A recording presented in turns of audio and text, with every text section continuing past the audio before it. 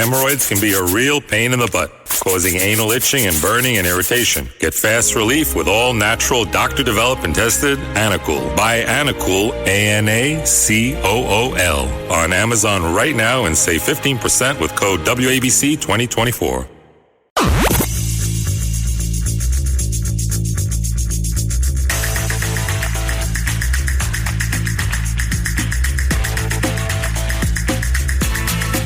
This is the James Golden Show with James Golden, a.k.a. Bo Snerdley.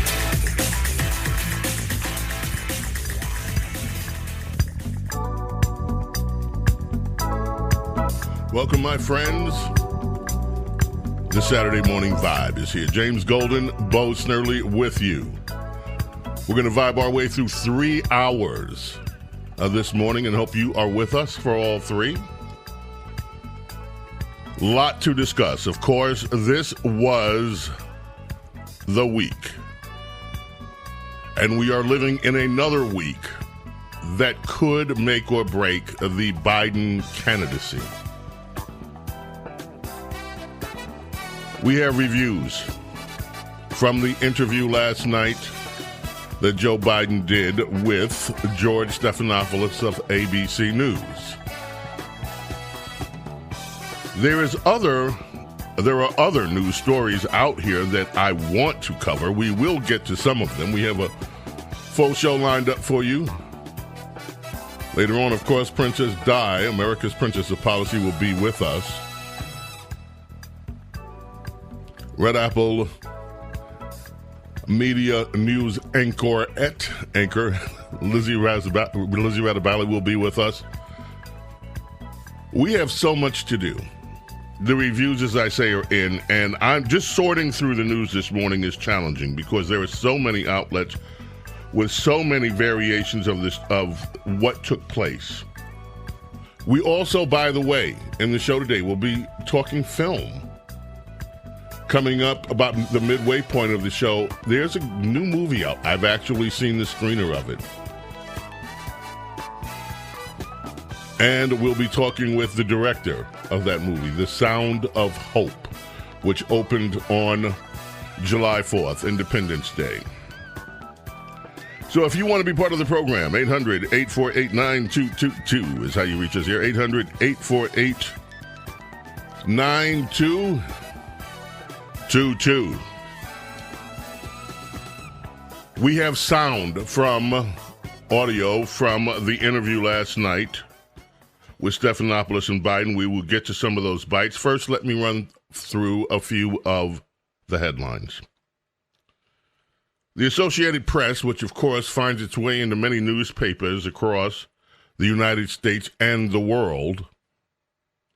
AP stories it's a wire service. For those of you unfamiliar with what that means, basically it is a service that provides other news outlets with content.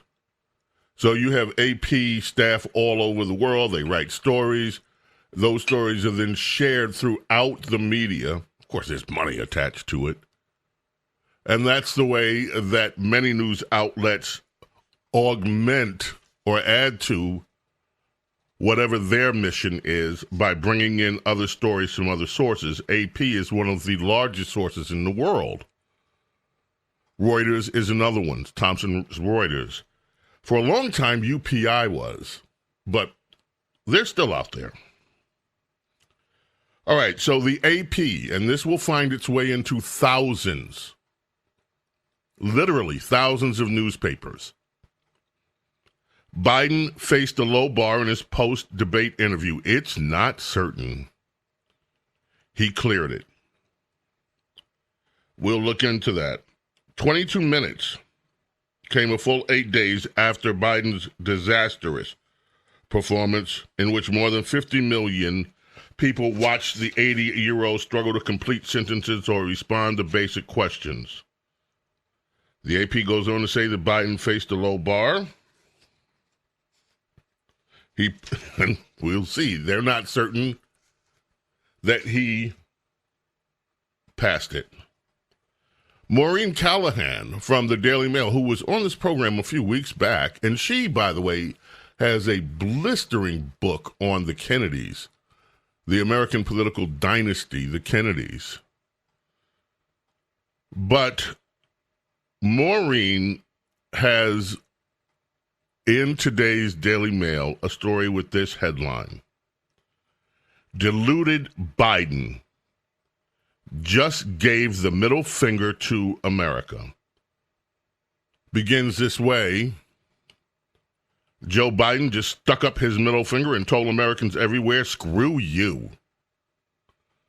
In a taped interview that lasted only 22 minutes, the president insisted his dire poll numbers weren't real, fake news, if you will, that the Democrat Party has no concerns about his fitness to lead, and that the only way he would exit the race is if the Lord Almighty comes down and tells me. What? She says Barack Obama isn't close enough? If Americans had a shred of sympathy for Biden after last week's CNN debate, if they felt that perhaps he didn't know how dire his condition was, that likely his family were keeping him in the race for their own purposes, well, Joe took that notion into the public square and shot it dead. The interview with ABC Stephanopoulos, meant to bring damage control, has only further enraged Democrat politicians and big donors who, since that calamitous Trump debate, have pressed the president to step aside. Make no mistake, Joe Biden, for all his hackneyed talk about battling for the soul of America, cares not one whit for that. He cares about staying in power, full stop.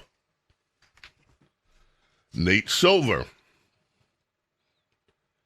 the golden-haired pollster, founder of ABC's 538, called for President Biden to withdraw. He said he made incoherent comments in his first post-debate interview on Friday. We can go back, revisit some of those things. David Axelrod is out saying that Joe Biden's dangerously out of touch. That's a Fox News one. We can go back, revisit that. Biden insists there's no one more qualified to win the race than him, in a wandering New York Post, wandering ABC interview. Politico this morning, in denial. Democrats livid that Biden is digging in. President Joe Biden's first televised interview since last week's debate meltdown did little to stop the bleeding. Members of Congress, top Democratic operatives, told Politico shortly after Biden's sit-down with ABC News' George Stephanopoulos aired that the president was more energetic and forceful than he was on stage with Donald Trump, but it likely won't be enough to tame the panic.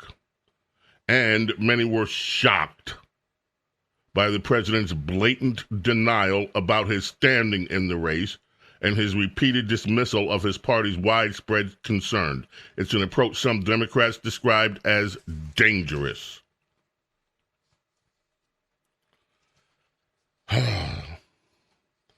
There's so much more. Joe Biden interview. President makes bizarre claim about inventing computer chip during Make or Break It ABC interview. That's another one from the Daily Mail. 5 takeaways. That's the Hill. From Biden's big interview with George Stephanopoulos. For Biden, no fatal gaffe, but no salvation is their first big point. From the Los Angeles Times this morning, my friends. The Hollywood power players are turning on the Biden campaign. It's about the ability to win. Washington Post. Stephanopoulos praised for challenging, emphatic Biden interview. Only they.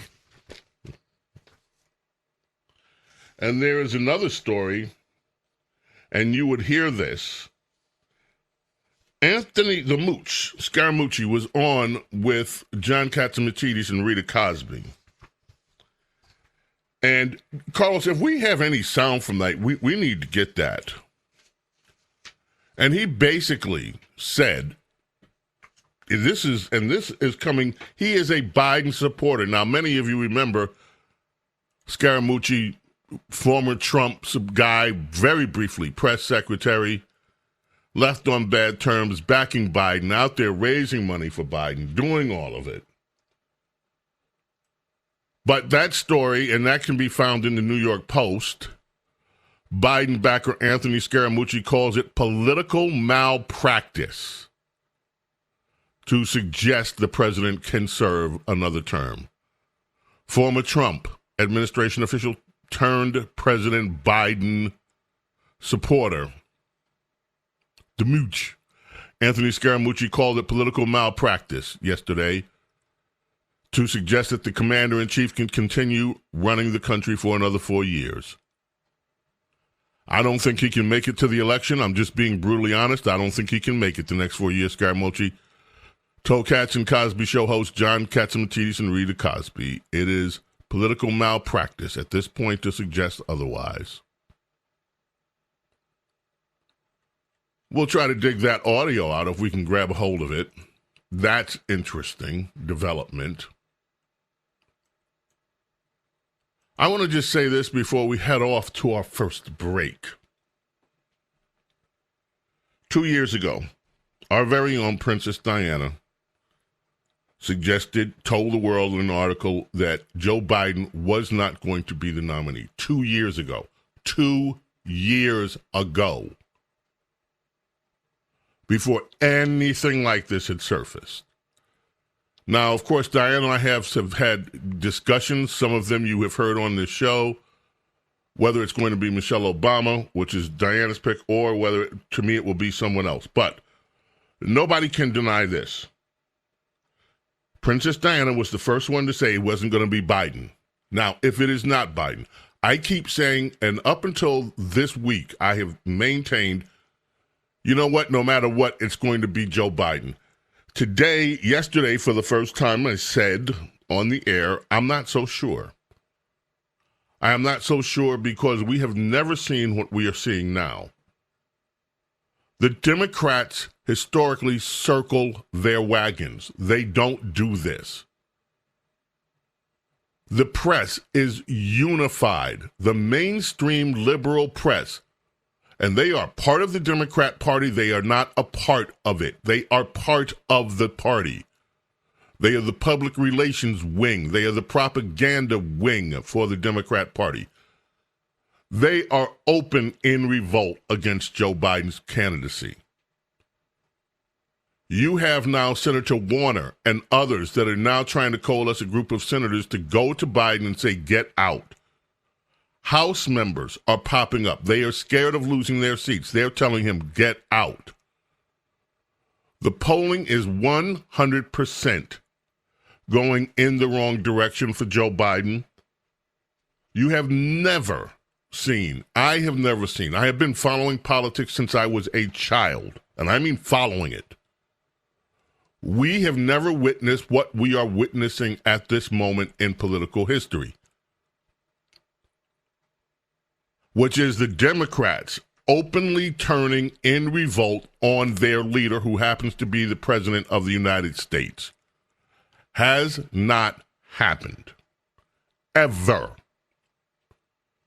While he is in office. They say there's nothing new under the sun. This is a new phenomena under the political sun.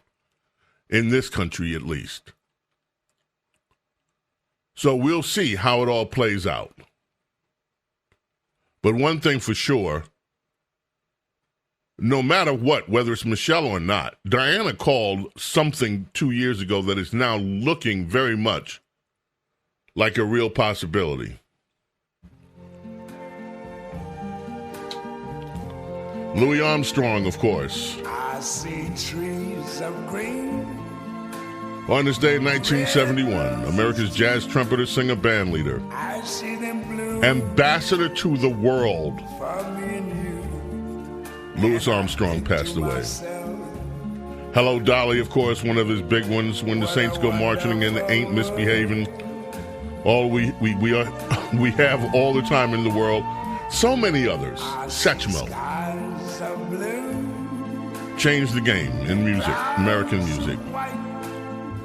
Left us again this day, 1971. James Golden, Bo Snerdley with you. And yes, my friends, it is. What a wonderful world.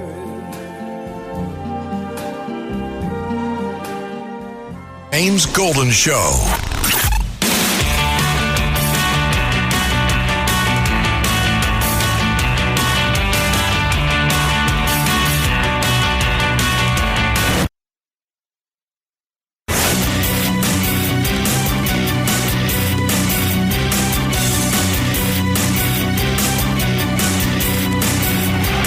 James Golden Show.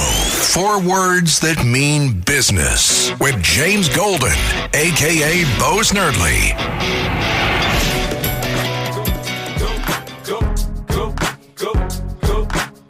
Birthday today, Curtis Jackson. Who? 50 Cent. 50 Cent. Yeah, this was his big one in 2003 in the club. Born in 1975, 50 Cent. James Golden, Bo Snerdley with you. We have some audio from that. I was asking for it if we had it. From Scaramucci's, The Mooch, his interview with John Katsimatidis and Rita Cosby. Let's listen in. Let's go. Will Jill Biden or Hunter Biden allow him not to be president? Because their lives depend on it, especially Hunter Biden. They're coming to take him away if Joe Biden is not president. Well, John, I'll push this in front of you. If he makes a decision to drop out of the race and he pardons his son on the way out, he has obviously the ability to do that. There might be a public outcry related to that, but that would take that piece off the table. Moreover, President Trump has said that if he wins the presidency, he's going to pardon Hunter Biden. He's made that one of his campaign pledges. So I'd like to think that that's out of the equation. I think what's in the equation is they want to hang on. This is very Shakespearean. This is, when the bell is tolling, and the bell is tolling for you, John, or for me, we don't want to hear that bell. Of course, we have levels of denial in our personality. But the president's 81. He's frail. He's not handling himself well. And you'd have to imagine, I'm not a doctor, but you'd have to imagine the 2025 version of Joe Biden will probably be not an improved version. Here's a note. Today, you heard the Mooch say this is Shakespearean. Guess what? It's funny how these phrases and words come up. NBC News headline today, it's Shakespearean. Long simmering tensions between Biden's family and aides are spilling out in the open. Of course, Joe Biden took full responsibility for his debate performance, but the family in the background livid. You heard that Hunter Biden is now attending some of the staff meetings, and there are questions if he's being granted access to classified information that he shouldn't. Let's check in again with the Mooch and John and Rita and see. This is cut 2. Listen. You brought up that fundraiser first off in the Hamptons. Is it true he was on prompter at a fundraiser with donors? That's typically, obviously, I've never really heard of that. What was your reaction? Well, John and I did a lot of fundraisers together over the years, Democrats and Republicans. These fundraisers are quite informal. The candidate may speak for a few minutes. He may even take a few questions, he or she. But this was, he was behind a velvet rope. He was up on a podium. They had the presidential seal there, and he had prompter. He went to the podium and spoke from the prompter. I think the one thing he said, and I turned to somebody in the crowd. I say, I feel for him.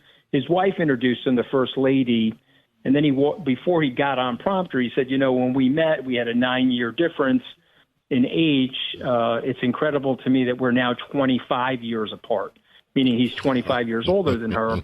He was saying it as a joke, guys, but I felt for him. It was definitely revelatory of where he is or where he thinks he is. And then he opened up his notebook and he began to speak off a prompter. And he Wow. he can read the prompter, but you can't we're giving him. That's amazing. On prompter at a fundraiser. Never happens. Well, it didn't happen.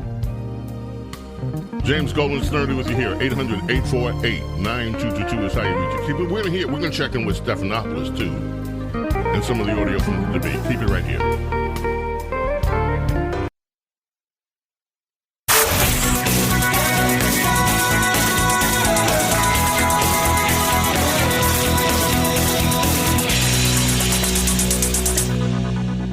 The James Golden Show.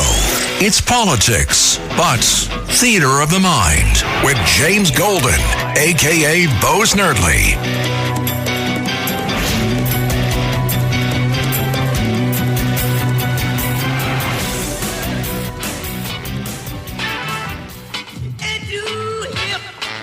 The 6th of July, 1963. James Brown, number 2 on the U.S. album charts. The album Live at the Apollo. James Brown, Godfather of Soul. Here with Bo Snerdley, James Golden, 800-848-9222. Would love to hear what you think about all of this. Let's be clear about where I think. Some guy, a very nice guy, on Twitter last night kind of lambasted me. All you conservatives, I don't understand all you conservatives. You guys are demanding that Biden leave the race. Don't you understand his point was that it's easier for Trump to beat Biden than anybody else, especially with, with respect, sir, I am not all you conservatives. I am the guy that is encouraging Biden to stay in. I think Biden should. Maureen Callahan, Daily Mail, Biden gave the middle finger to America. He didn't give the middle finger to me. I'm urging the guy to stay in the race. I want him to give the middle finger to all his Democrats that are telling him to get out. He's the president.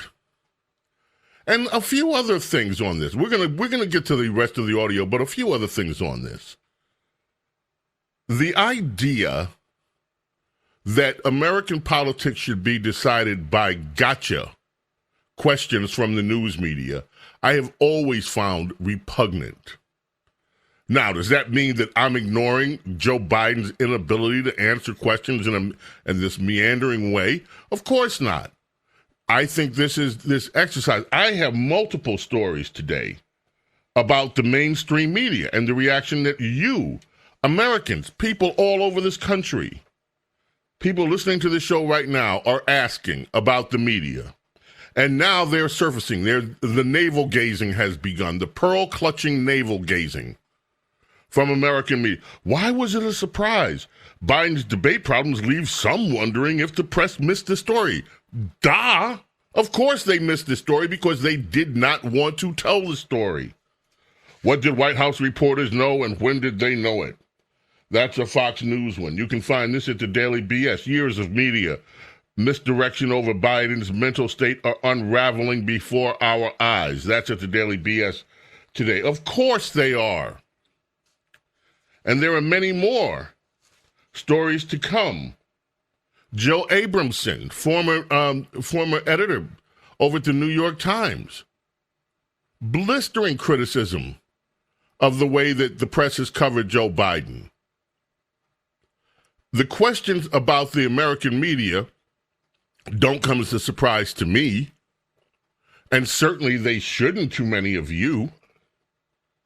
We've known that this media is in the pocket of the Democrat Party. This is not news. There is nothing news about the fact that we have been talking about Joe Biden's cognitive challenges for the last 4 years. It didn't just start. Rush was talking about it during the election of the 2020 elections.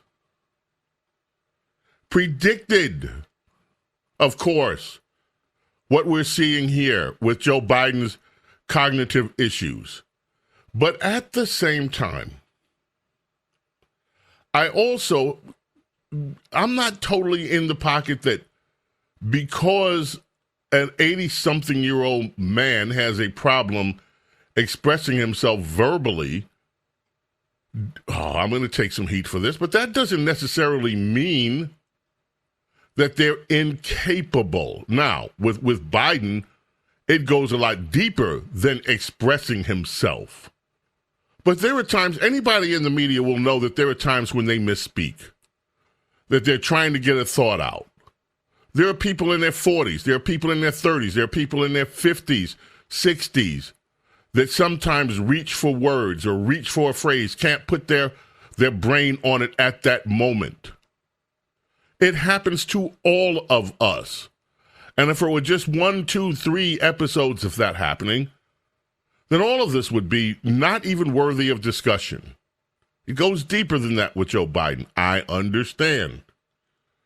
At the same time, for purely political, selfish reasons, purely 100% partisan political reasons, I want him to stay in. Not to mention, this thing with Diana calling this 2 years ago.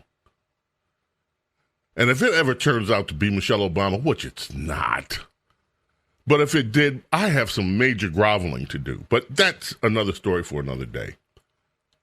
Let us resume and catch this last bite that we had with Scaramucci. Then let's listen into some of the interview last night, 22-minute interview.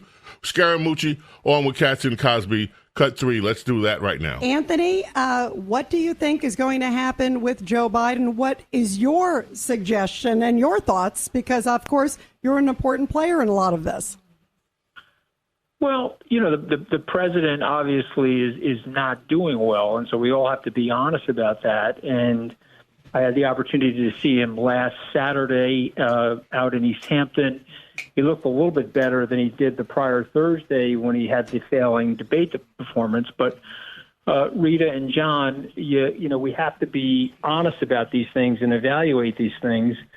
I don't think he can make it to the election, and we're just being brutally honest. And I don't think he can make the next 4 years. And so, can he make Mooch? Can he make the next 7 months? Yeah, that's what I'm saying. I don't think he can make it until the election. So no, I don't think he makes the next 7 months, and I don't think he makes the next 4 years. And I think it's political malpractice at this point to suggest otherwise. But I think you guys know this because you're talking to a lot of people. It's the entire Democratic Party versus 3 people. It's President Biden, his son Hunter, and the First Lady Jill Biden. They're adamant, and they're digging their heels in. But you may have seen him last night. He's saying ho, ho, ho at the Independence Day rally. So to me, I think it's very unfair to the American people. Whether they like Donald Trump or dislike Donald Trump, the Democrats should put an opponent up that can put sentences together and has some neural flexibility off of a teleprompter. Yeah, ho, ho, ho. Maybe he wasn't talking about a holiday. Maybe he was talking about somebody. Anyway, all right, so we got that. Now let's check in with Stephanopoulos last night and Joe Biden. And Stephanopoulos asked him, can you serve effectively the next 4 years? Let's listen in. Elections are about the future, not the past. They're about tomorrow, not yesterday. And the question on so many people's minds right now is, can you serve effectively for the next 4 years? George, I'm the guy that put NATO together, the future. George. No one thought I could expand it. I'm the guy that shut Putin down. No one thought could happen.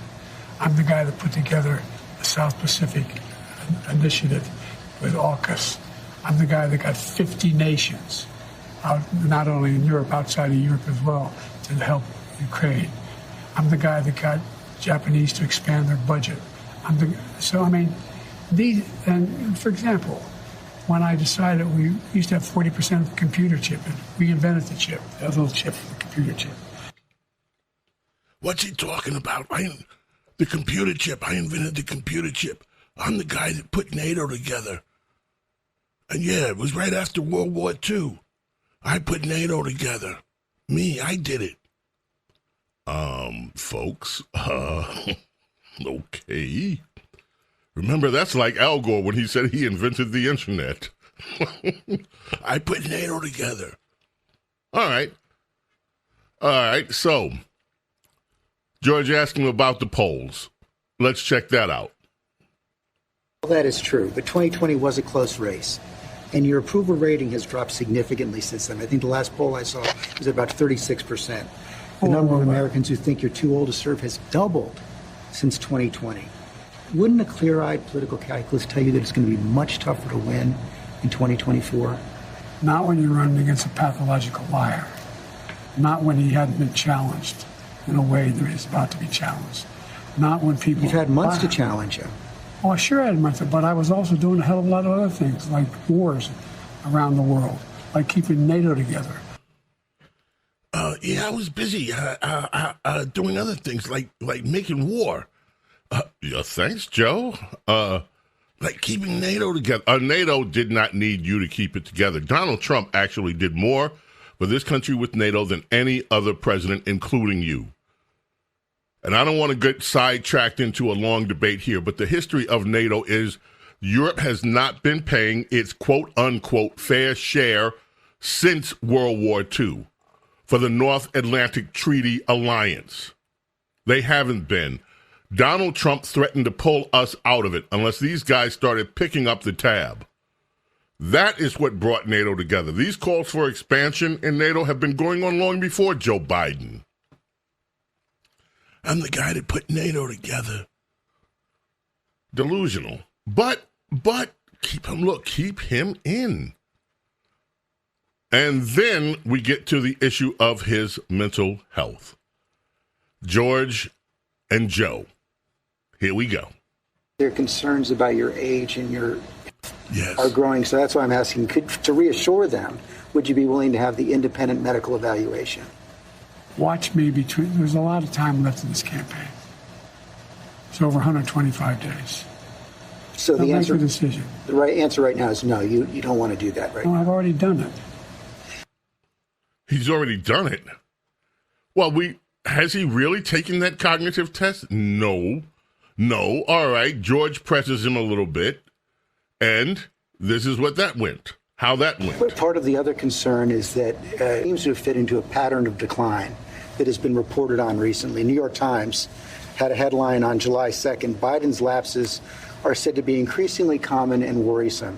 Here's what they wrote.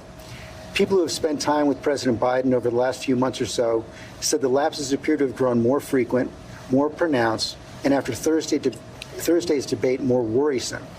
By many accounts, as evidenced by video footage, observation, and interviews, Mr. Biden is not the same today as he was even when he took office 3.5 years ago. Similar reporting in the Washington Post and the Wall Street Journal. Are you the same man today that you were when you took office 3.5 years ago? In terms of successes, yes. I also was the guy who put together a peace plan for the Middle East that may be coming to fruition. I was also the guy that expanded NATO. I was also the guy that grew the economy. All the individual things that were done were ideas I had or I fulfilled. I moved on. Inflation. And so, for example, well, that was true then. What's Biden done lately? Today, just announced 200,000 new jobs. We're moving in a direction that no one's ever taken on. I know you know this from the days in the government. I took on Big Pharma. I beat them. No one said I could beat them. I took on all the things we said we got done. We were told we couldn't get done. And part of it is what I said when I ran was I wanted to do three things. Restore some decency to the office. Restore some support for the middle class instead of trickle-down economics built from the middle out and the bottom up. The way the wealthy still do fine, everyone does better. And unite the country. Well, the country's not united.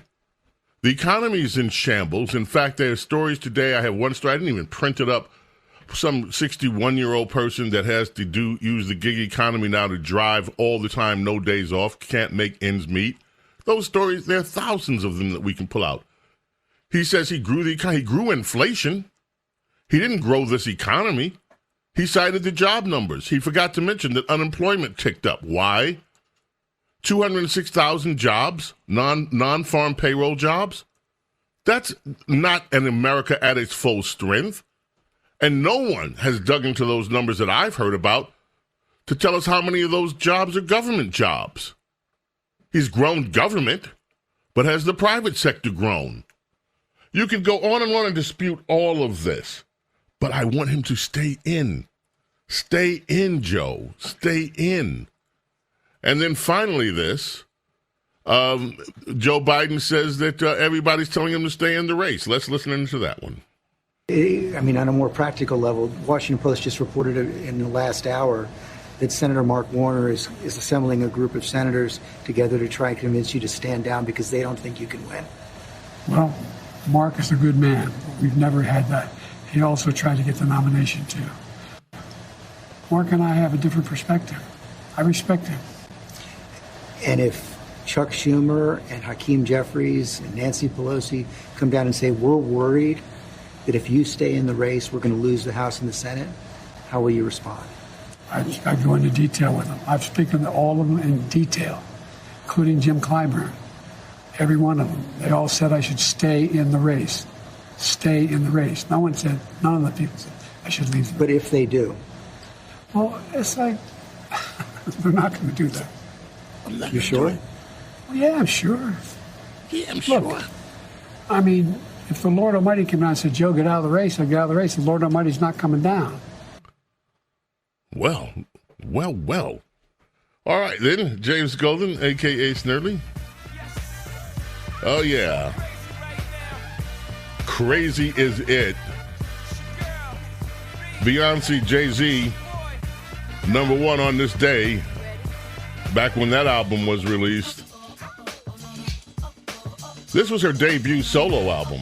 Did quite well for the Queen Bee. James Golden, Bo Snerdley, 800-848-9222. Your calls are coming up. Keep it right here. I look to stare so deep in your eyes. I touch on you more and more every time. When you leave. The James Golden Show.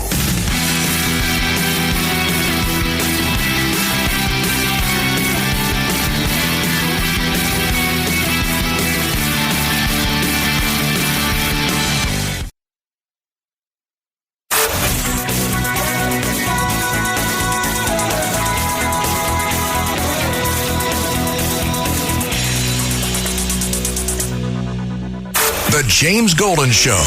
It's politics, but theater of the mind with James Golden, a.k.a. Bo Snerdley.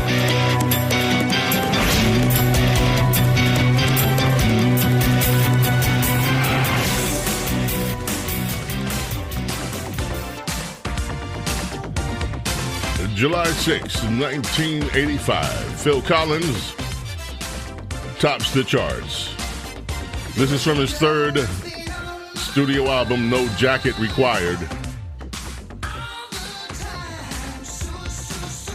Studio, #1 on the charts back in 1985 on this date. James Golden, Bo Snerdley with you.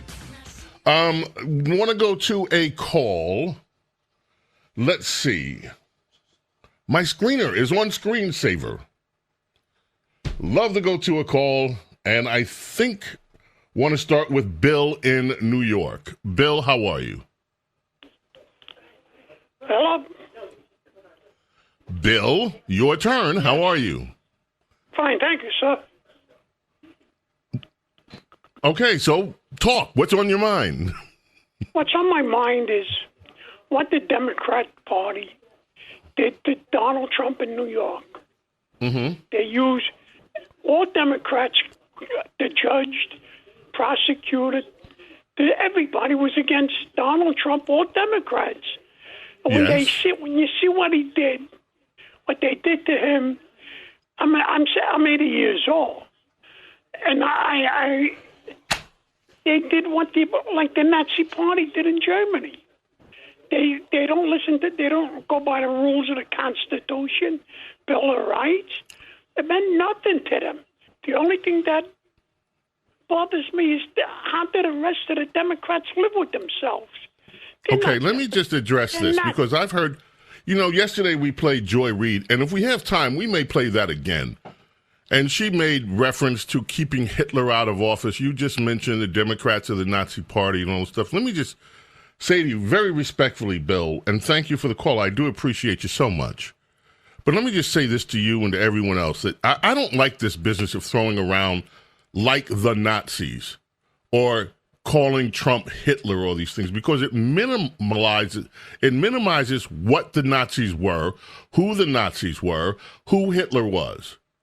And I think it's a shame that we're just throwing that word around. It's more than a shame. It's a disgrace to throw that around if you had a true understanding of how evil the Nazi regime was. The Nazis, Hitler, responsible for at least 50 million deaths. They tried to wipe out the Jewish people. They tried to wipe out gypsies. They tried to wipe out homosexuals. They tried to wipe out anyone that didn't fit their version of the superior race. This, of course, is one of the reasons why I'm so insistent about people understanding the origins of Planned Parenthood and eugenics, the idea that Margaret Sanger had, that black people should be gotten rid of because they were in an inferior race. And then you had the Nazis with this business that everyone else except Aryan Germanic people were inferior and the Germans were the superior race. This worldwide catastrophe that the Nazis placed the world in, over 70 theaters of war, the death, the horror that took place during those years should never be thrown around to make a political point with people that are not nearly advocating that kind of danger to humanity. Now, I'm not saying Democrat Party doesn't have a lot to answer for. They have a lot to answer for historically. And the Holocaust, the Democrat people, the people that supported the Democrat Party with their views on slavery, and I don't minimize what that did to the world either. Staggering death tolls. But I don't want to use that Nazi thing to label Democrats, to label Republicans in this country in this day and age. I don't think that is even appropriate by a long stretch. If you look and understand the totality of evil that the Nazis brought upon this world, I think it's a terrible misuse of terminology to call people Nazis, for Joy Reid, others, to go around equating Trump with Hitler. It's bogus, but more than that, it minimizes what actually took place in this world. And this world, by the way, is still recovering from that almost 80 years later. James Golden, Bo Snerdley. Hour number one in the can, hour number duo coming up. Lizzie Rattoballi will be with us, and a whole lot more. Keep it right here, and do not go away.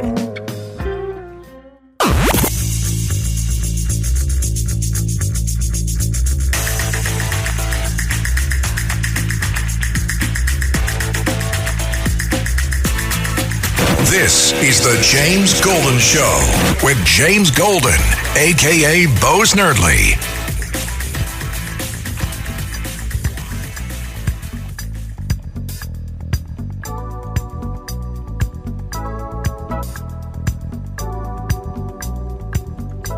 James Golden, a.k.a. Bo Snerdley, with you here. Glad you're here for the ride. We have so much news to cover. We have been talking about, of course, the presidential race. There's a lot more going on. And with us right now, as she is every week, and we're so glad to have her, Red Apple Media's star anchor, Lizzie Rattoballi. How are you, Lizzie? I'm doing well. How are you doing this morning, Bo? I'm doing great. Just trying to keep up with all the news is just overflowing, Lizzie. I'm trying to keep up with it all. I've got so many stories spread out in front of me. I try to keep it all organized. You go to one thing and then, wow. The news cup runneth over. Exactly. Speaking of running over, Bankrate did a survey, the group Bankrate. The headline of the news story that wrote about the story in the Washington Post, of all places, Americans would feel rich if they made this amount of money. Tell us about it, Lizzie. How much money would it take for most Americans to feel rich? Well, that magic number is about earning $520,000 a year. That's how much they would need to feel rich. They said a different number for feeling comfortable. They said $186K a year. That would make them feel financially comfortable. But to feel rich, they have to bring in a little more than $500,000. So right now, the average median income, I think, median, and I'm not sure whether it's medium or just the average, is closer to $60,000 a year. Yeah, that's the average salary for a full-time worker, according to the Department of Labor. That's as of 2023, though. So, hopefully we'll see some adjustment to that number for 2024, but still 59K, way behind that 186 to feel comfortable. To just feel comfortable, people need to think they'd be making $186,000 a year. I got news for them. Okay. If you want to be rich, though, you'd have to be pulling down over $500,000 a year. Yeah, and actually more than 1 in 5 of those people who were polled, they actually put that figure at $1 million. They said, I need to bring in $1 million every year. Now, the thing that I found odd about this is that many people are not optimistic about that they'll ever be able to pull that down. Yeah, that's probably the most depressing part of the story is that 37% of people think that they'll ever reach a salary to feel comfortable. So that's the people who think that they'll never even make that 186K mark. So they don't even see that comfortable future for themselves, which, financial insecurity with, all these headlines of inflation and, banks getting nervous about certain rates.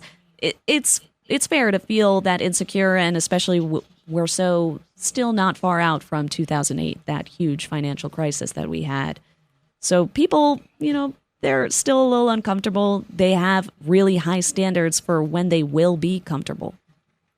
But how are you going to make it if you don't think you can make it? If you think I'll never make that money, no. You give up before you even start. Then how do you expect to get success? I don't get that. I know. It kind of feels like, is the American dream dead? But it's really a problem that... Ooh, Lizzie, great question. Do you think a lot of these people think that their own American dream is dead?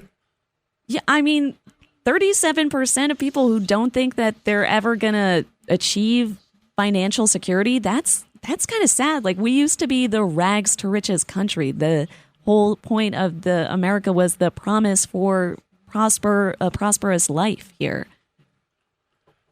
We ought to actually ask our audience about that, whether they think that part of the American dream is dead. Liz, we're going to have you back later to do another story, the one that we talked about from the Post earlier. But I want to do this other story with you right now. Just check in with this story. I just find this stuff fascinating, partially because I have to admit I've been a vegetarian since I've been a kid. And so I see all these stories and I laugh. Do U.S. fast food customers want plant-based meat?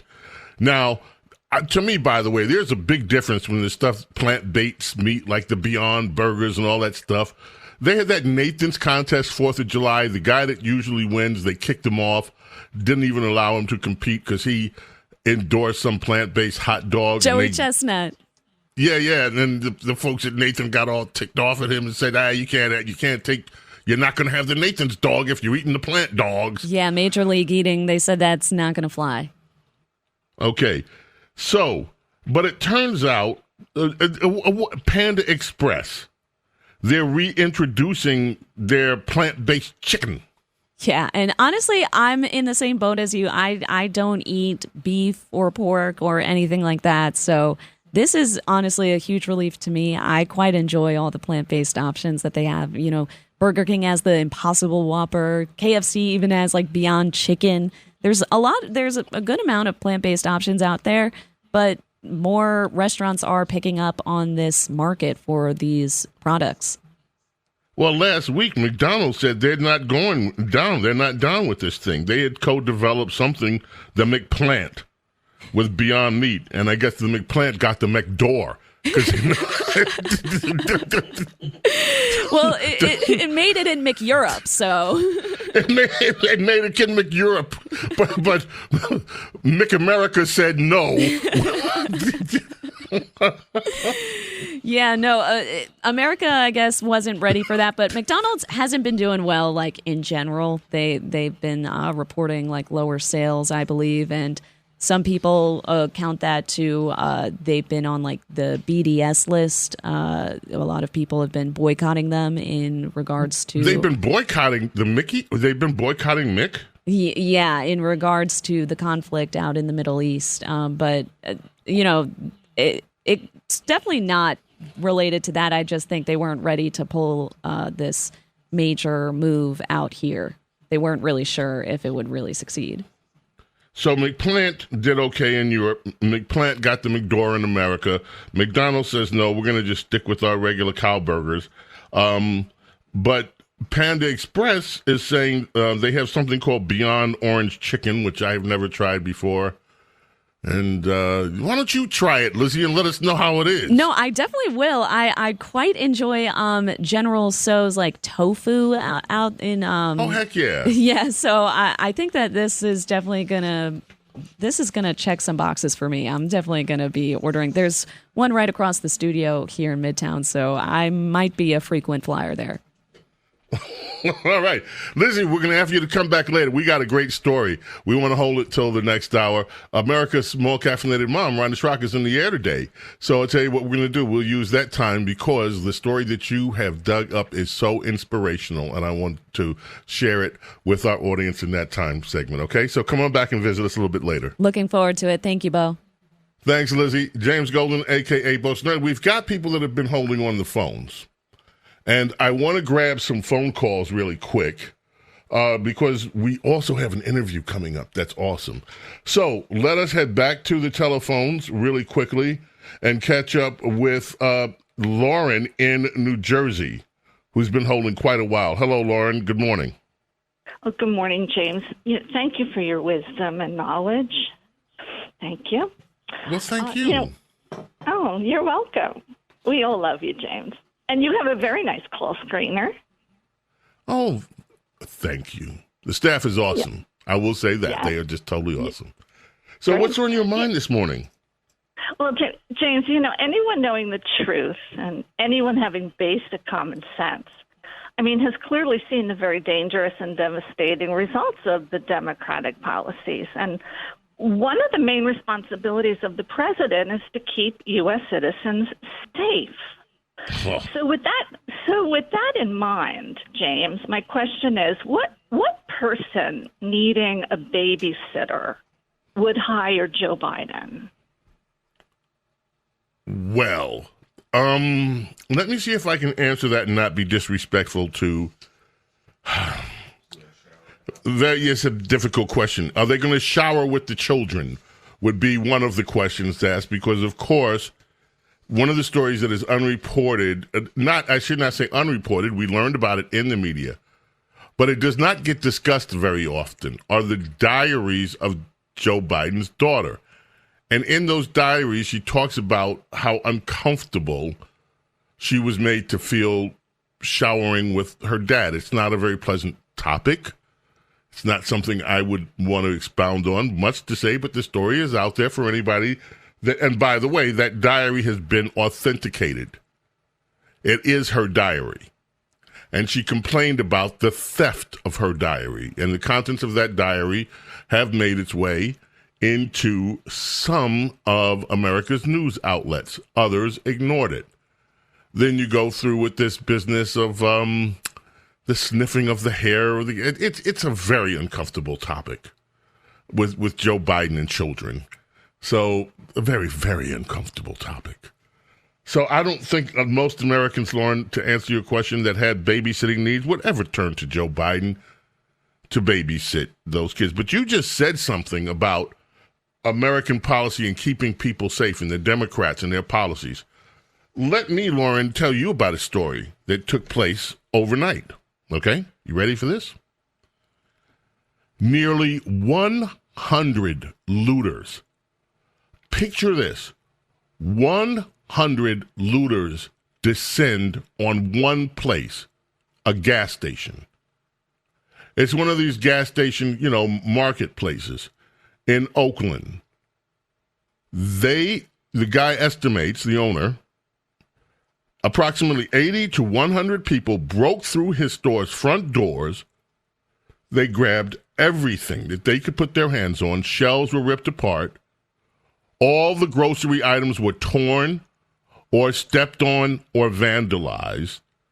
Some climbed over the register, looted items from underneath the counter. The mob of looters were reportedly upset that they weren't allowed in the store as the business was only offering window service during the overnight hours. They took $25,000 in cash. They tried to take the safe. They couldn't get it out. This is in Oakland, California. It took police 9 hours to show up. This is Democrat policy. This is let the criminals, hey, if they don't steal anything, $900 or more, let them, no, we're not going to prosecute. This lawlessness has spread through the country, these lootings, these smash and grabs. This is what life is like in Oakland, California. What do you think about that, Lauren? She's gone. We got to do a break anyway. Let's take a break. Come back, ladies and gentlemen. More of your calls coming up. Spandau Ballet takes us in. That's birthday today for one of the Spandau Ballet guys. I'm looking to see which his name. I forgot his name. He was the lead singer, I think. No, the drummer. I'm sorry. John Keeble, Spandau Ballet's drummer. Birthday today, born in 1959. James Golden, Snerdley with you here. Keep it right here, and don't you dare go away. Never in line for dreams. Head over heels, went toe to toe. This is the sound of my soul. This is the sound. This is the James Golden Show.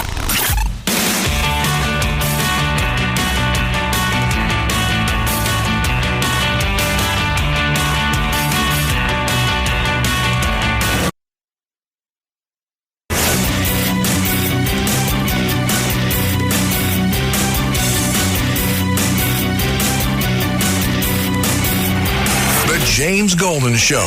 4 words that mean business with James Golden, a.k.a. Bo Snerdley.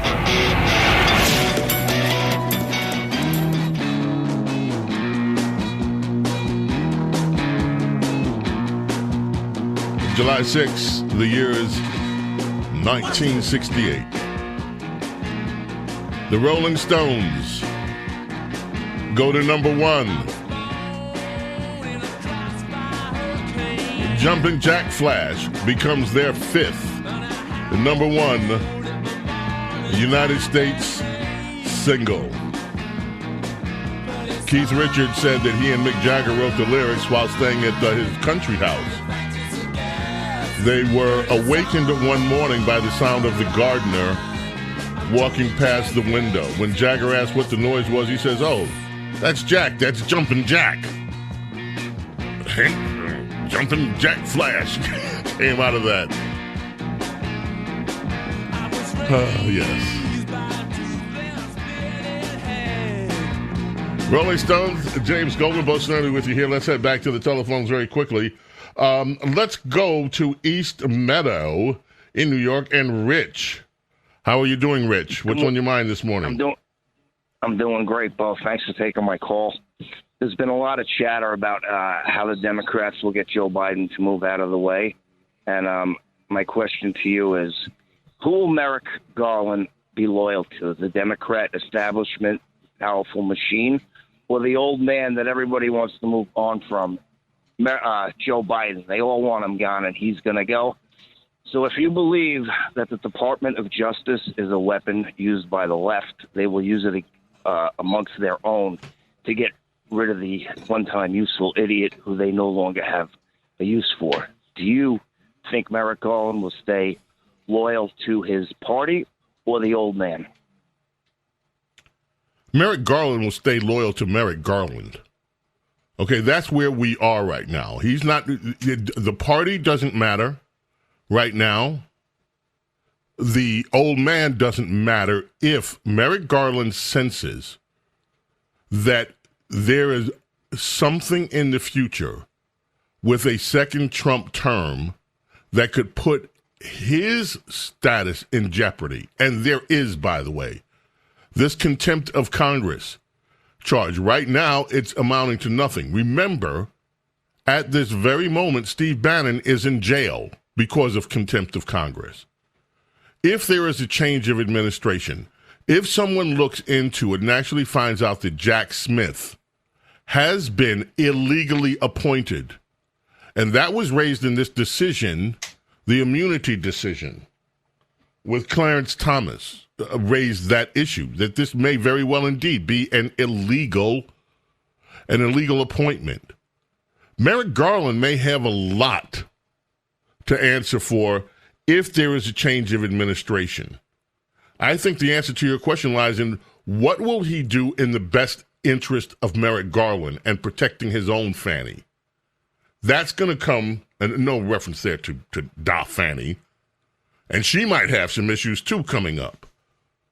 There is a lot of fear of a Trump administration because of these very issues that you bring up, Rich. Great point. Let's quickly go to Sandra in New Jersey. Sandra, good morning. How are you? Oh, good morning, James. I hope you had a great July 4th weekend, and I loved what you said about, Joy Reid. I hope she got to listen to your lesson this morning on history. But what I wanted to say was, when it comes to Election Day, it's so obvious to me who I'm going to vote for. Trump works around the clock, 24/7, sharp as a whip, doesn't need much sleep. Biden wants to work less. He wants to sleep more with no events planned after 8 p.m. And the world can have big problems after 8 p.m. Then I look at Kamala Harris. On her first job, she turned it down to go to the border. It wasn't something she wanted to do. So in my book, she's out because that's a critical problem. And Michelle Obama, lovely lady, but has no experience. So I want to get the most for my money when I vote. And I mean the taxpayer money or whatever kind of money you want to call it. My vote goes to Trump for the reasons that I just said. He has experience. He works around the clock. He doesn't get tired, sharp as a whip, needs very little sleep. And I like what Curtis Lee was said. We have plenty of time to sleep when we pass away. We don't have to waste it now by sleeping so much. Well, I would hardly call sleep a waste of time. Anybody that can get good sleep, my hat's off to them. Although what you say about Joe Biden needing to curtail his workday, that should cause some people to... But you know what? This whole business, what happens if we get the 3 a.m. call that Hillary... Somebody will answer the phone at 3 a.m. They always do. James Golden, stay with us. Do not go away.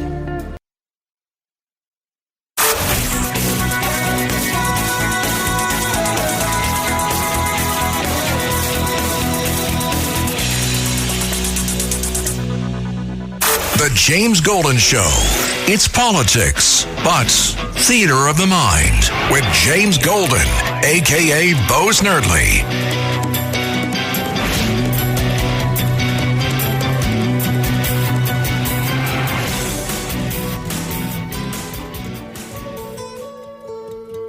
Live radio, James Golden, Bo Snerdley with you.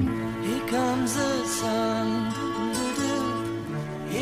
Tomorrow, anniversary.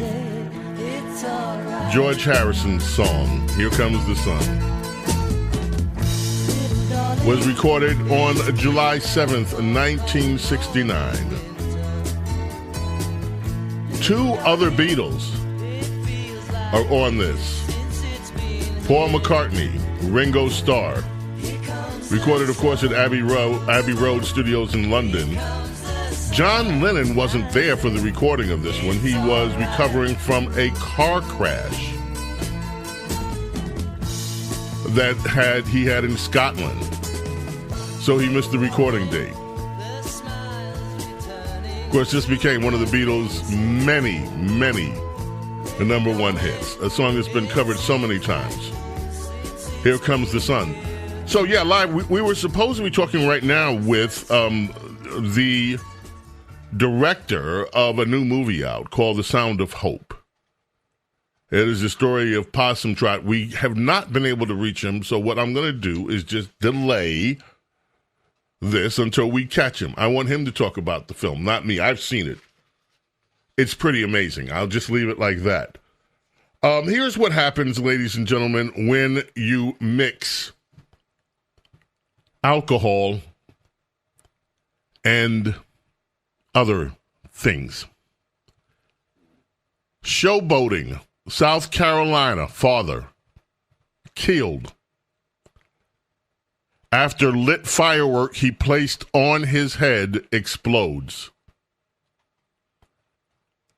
Yeah, a South Carolina father decked out in Stars and Stripes outfit and a top hat was instantly killed on the 4th of July when he placed a lit firework on top of his head moments before it exploded. Alan Ray McGrew, 41, was putting on a fireworks show for his neighbors on the 4th of July. He wanted to show off during the block party in the town of Somerville, according to some reports. What's that? The shocking accident that led the father to happened at a block party. He suffered fatal head injuries after witnesses told authority he sparked the large firework and bizarrely placed it on his head around 10:30. The victim's wife told deputies she thought he was trying to show off, as family members pleaded with him to stop. He deaded at the scene. He was holding this firework over his top hat. I thought he was just showboating before he set it on the ground. I didn't realize he had already lit it. The incident happened after he had been drinking for several hours. He was the father of a son who was recently engaged. He loved Independence Day. He wore a new Uncle Sam costume during the block party. And then he put the firework on his hat. And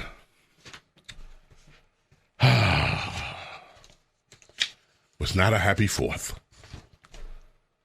Did you know that Dr. Sanjay Gupta, CNN's doctor, is calling the brain surgeon? Sanjay Gupta says that President Biden's debate performance was so concerning that now he, Gupta, CNN, is calling for President Biden to take and undergo a cognitive and neurological test. Gupta, CNN, says he's not alone in his concern over the president's mental state. He says he's gotten more than a dozen calls, texts, emails from medical colleagues. All of a sudden, wait a minute. Donald Trump, so many others have been demanding. Something's wrong here. Joe Biden needs to take a cognitive test. Oh, no. That's just fake news. Whoa, you people. As I said to you earlier, now there's a navel-gazing going on in the press. This is from AP. Why was it a surprise? Biden's debate performance leaves some wondering if the press missed the story. Wondering? They don't know? They have to guess? President Joe Biden's fitness to serve his second term in the office has been a top story since his halting performance in last week's debate against Donald Trump. To some press critics who are now reading these stories, there's another question. What took you so long? What? Oh, goodness. People are reacting to the story of the guy putting the fireworks on his head. I get this. This is what I get all show. People commenting me via text because they know I read them and I can't help. Natural selection, but at least he went out with a bang. went out with a... sorry, too soon? Went out with a bang. That's just... Oh, you have him. Let's listen. Of course I want to hear it. Let's listen. Let's definitely listen to that. Jay Gupta, I mean, what provoked you to do this? Well, Fred, good morning. First of all, this is not a political essay. It's a medical one. And I think a lot of the things that people saw at that debate weren't necessarily new, but they were sustained. And I think more pronounced than what we had seen in the past. And I think that's what really provoked the essay. I think that the question really being raised is, have we been looking at episodes, intermittent episodes, or is this reflective of some sort of deeper underlying condition? And that's what I really wanted to get at. Let me tell you a few of the things that specifically jumped out. And I will also mention, as you're looking at some of these specific signs that neurologists noted, that after the debate, I got a lot of calls, texts, emails from my neurology and brain science colleagues from around the world, frankly, sort of highlighting some of these things. But if you take a look, slow response time, I think we saw that, sort of in a sustained fashion. You didn't see that before? Definitive word retrieval mix-ups, rambling, We've sometimes seen that for 4 years. Reduced voice volume as well, and reduced facial movements. And these things can all be connected. We often think of cognition simply being memory, but if someone has an underlying movement disorder, for example, that can actually affect cognition in the sense that people may have more flattened affect, face, and not really be speaking as quickly or as loudly. Now, if he were my patient, if he were my dad, frankly, I would want to get more testing done, cognitive testing and more detailed. But he wasn't your dad up until now. Well, now you've heard, Fred, what the White House has said about this. They say, look, we've heard. It was a bad night for him. He had late nights. He had jet lag. He had a cold. Cheap fakes. He heard he wasn't taking any medications for that. And those things can cause temporary brain fog, if you will. But again, this idea, are we looking at episodes of something, or is this a condition that should be more fully investigated? And it really seems to be more of the latter. Okay, so we understand. These people just amuse me. It is amusing. Every single thing that Dr. Sanjay Gupta has listed, we have seen and commented on the quote-unquote, the right-wing media. I know it wasn't funny. Now I can't win. I read the stuff that I get back. That wasn't funny. He went out with a bang. I know it wasn't funny. I didn't make the joke. That was Lady Benedict. I'm going to put the finger on where it was. Sends me the text when she hears the story about the South Carolina guy putting a fireworks on his head, lighting it up on the 4th of July, killing himself instantly in front of his family. It isn't funny. He had been drinking, showing off. And then I get the thing, I'm in the middle of another news story, and I see this out of the corner of my eye. He went out with a bang. Natural selection. I'm just like, and now I get the other time. That's not funny, James. That's not funny. Why are you reporting? It's not funny. I never said it was funny. Look, I'm the guy that doesn't, oh boy, here we go. I'm the guy that doesn't like the fireworks whole thing on whenever it is. After I came in on July 5th, what did I say? For those of you that heard me, I said, in my neighborhood, I'm not sure who won the war. It sounded to me like they're trying to recreate the Battle of the Bulge. And every 4th of July, it's like this. It's like you're in a war zone. These people that just want to, it's like you're in the middle of a war. All night long, this stuff goes. Sometime around 1 or 2 in the morning, they finally stop blowing up the towns. It's like, do we really have to do this every year? I'm the curmudgeon here. I don't play with fireworks. I don't put fireworks on my head and light them up. Or try to find, anyway. And I know people love fireworks. I'm not mad at you. I'm not saying. And the very person that just chastised me, telling me it's not funny, just sent me another one going out with a boom, huh? You see, okay. Why was it a surprise? Biden's problems leave some wondering if the press missed the story. It's simply astounding for the entire country, including its most seasoned reporters, to be as shocked as everyone was by the ugly and painful reality of Biden's debate performance. That's what Jill Abramson, former executive editor of the New York Times, told the website Semaphore this week. While it was a super hard story to report, she said it could have been done. Guess what? It wasn't a super hard story to report. It wasn't. We have all seen this. The entire right has been commenting on Biden's cognitive issues for 4 years.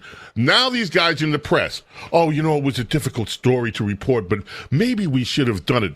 What difficult? All they had to do, how difficult was it?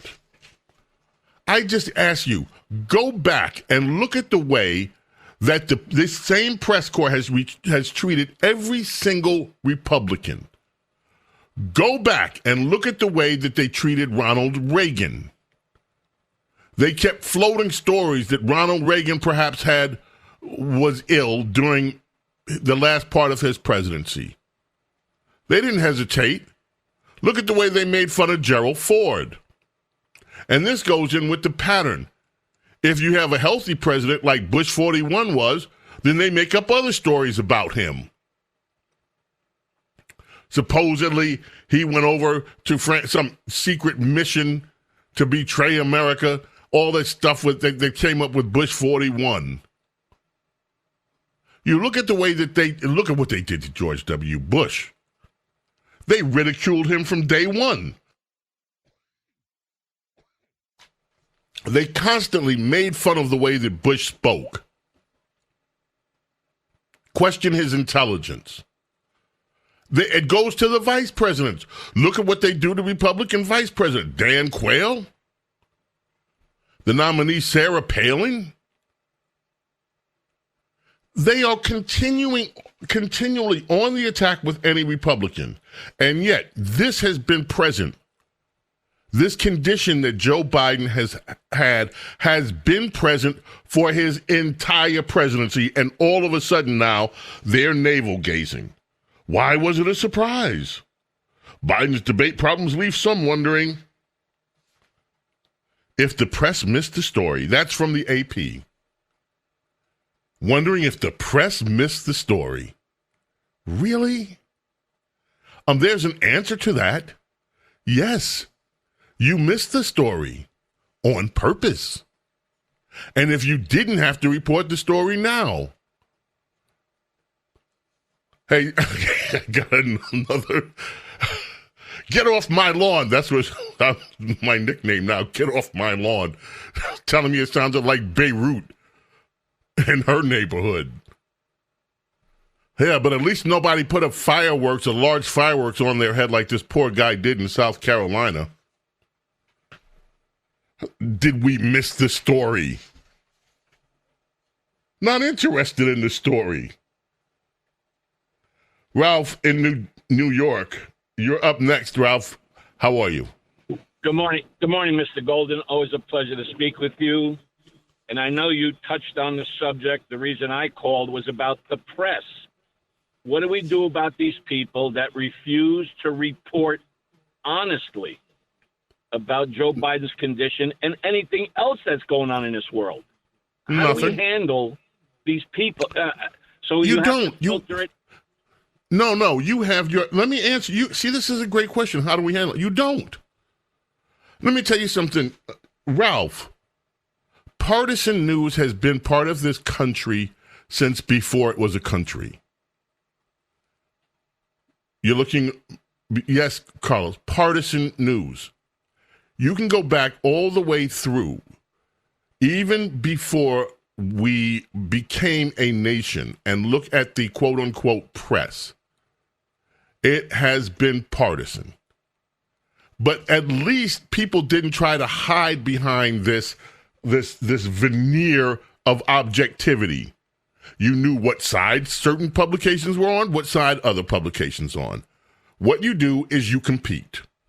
You put up your version. And hopefully your version will adhere to good journalistic ethics. You will tell the truth. And let the truth win out. You compete. That's what you do.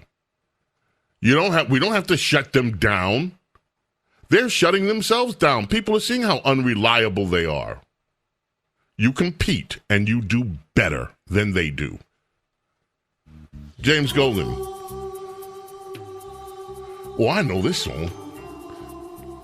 Oh, we had this guy yesterday. Carlos, you'd heard this guy got mad. He's like, why are you talking that ethnic accent, that black language accent, and you talking your English accent? I don't like it. Doesn't sit well with me. He's a nice guy. I love the guy. But do it because I like to do it, mate. That's why. Right now, it's time to check in with Van Jones doing the hustle. James Golden, Bo Snerdley with you.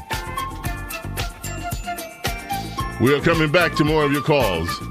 In our third hour, Princess Di will join us. America's Small Caffeinated Mom is in the air right now, headed home. So, Lizzie Rattoballi is going to join us again. We've got a wonderful story to share with you. Lizzie does. And your telephone calls. July 6, 1979. Van McCoy left us. He had this big one. The Hustle during the disco years. He's also worked with Gladys Knight, the Pips, Stylistics, Aretha Franklin, David Ruffin, and so many more. James Golden and Bo Snerdley. Keep it right here. Do not go away. Do the hustle. Do the hustle. The James Golden Show.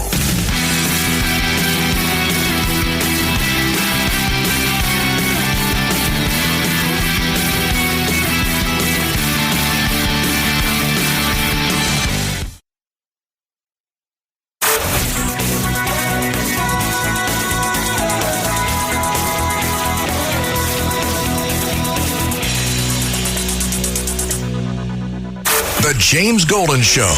It's politics, but theater of the mind with James Golden, a.k.a. Bo Snerdley.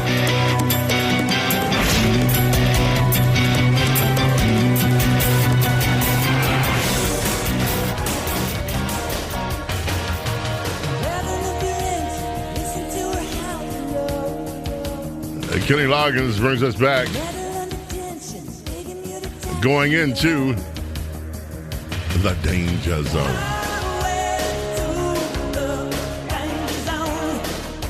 Michael on the east side. Michael, welcome. You're on with James Golden, Bo Snerdley. What's on your mind, my friend?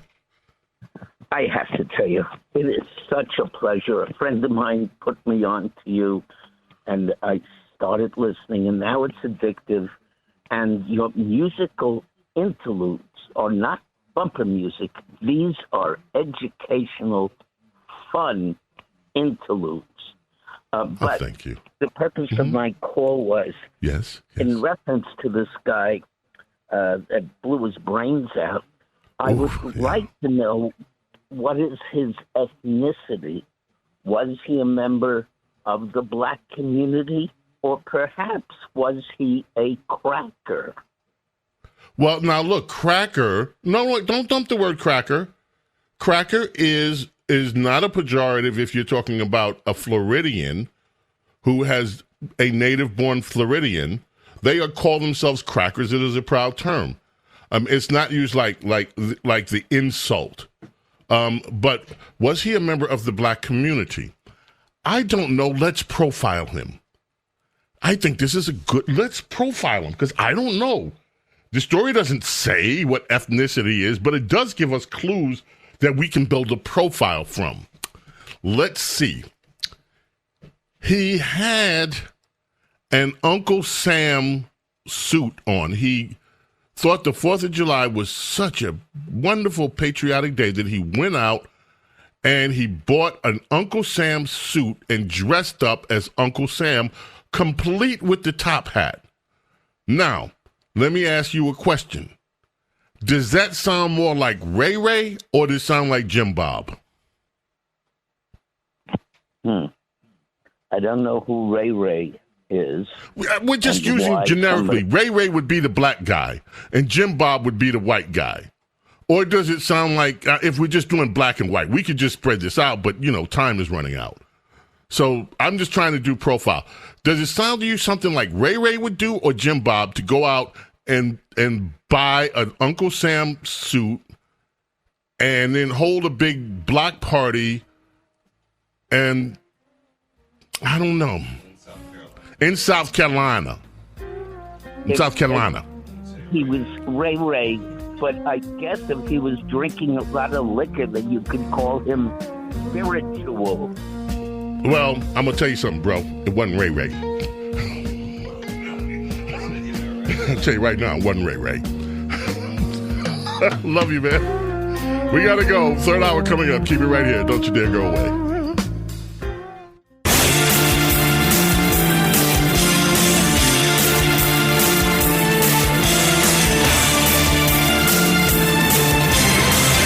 The James Golden Show is on the air with James Golden, a.k.a. Bo Snerdley.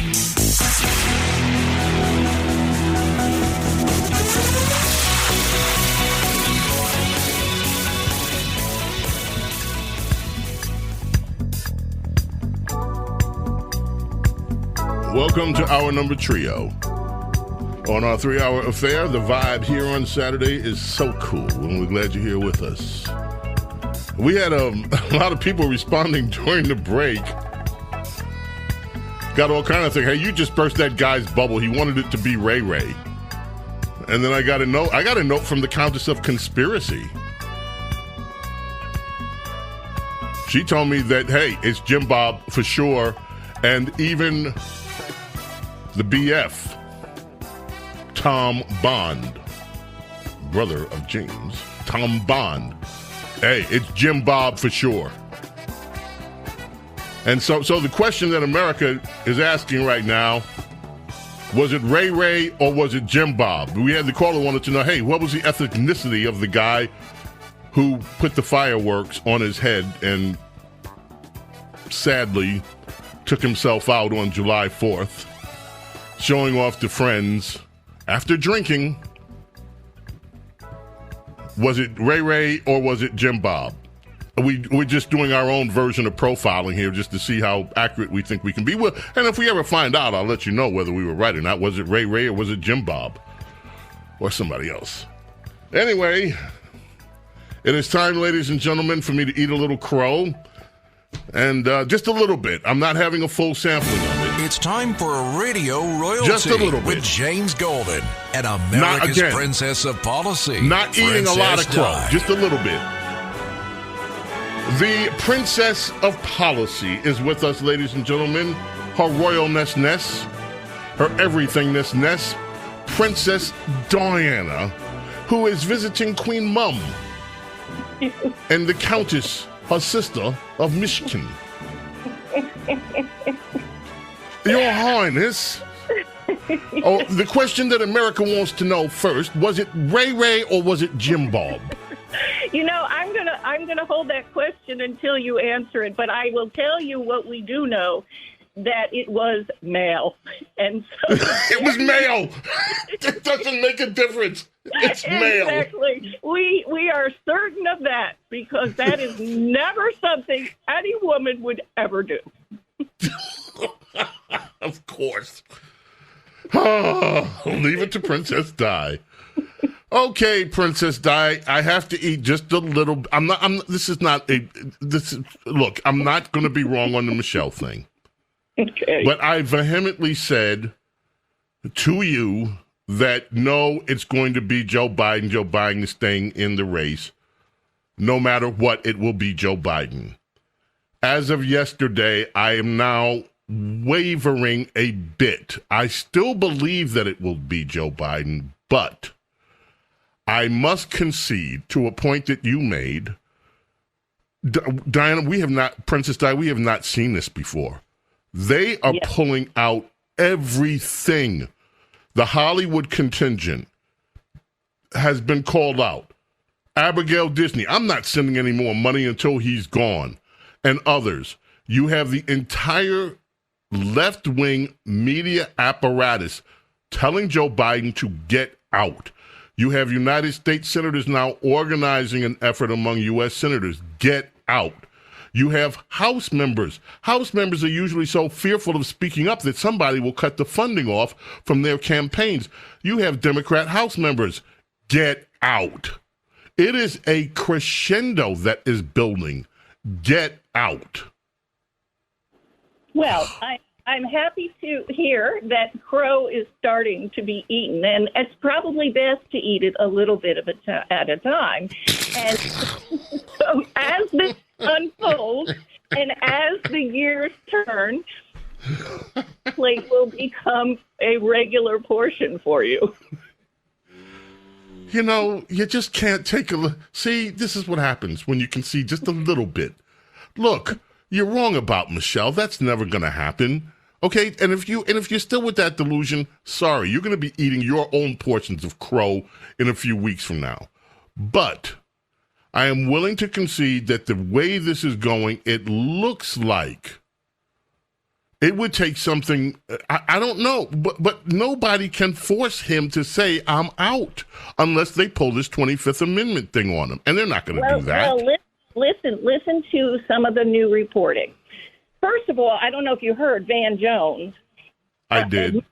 That off screen and out of the media view, the discussion about Biden leaving is not if, but how. It's how, right. I heard that. I reported that the other day. All right. Okay. Well, that goes along with a piece in the Hill today.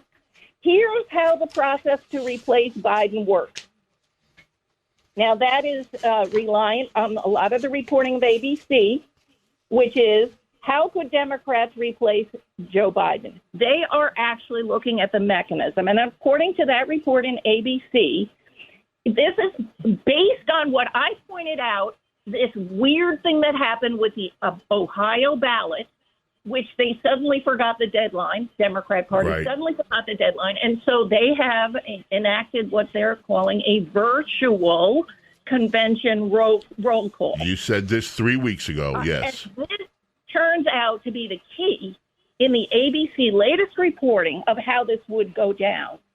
On the virtual roll call, Zoom call, it basically is, if more than half of the delegates say present instead of Biden, the whole thing is thrown into an open convention.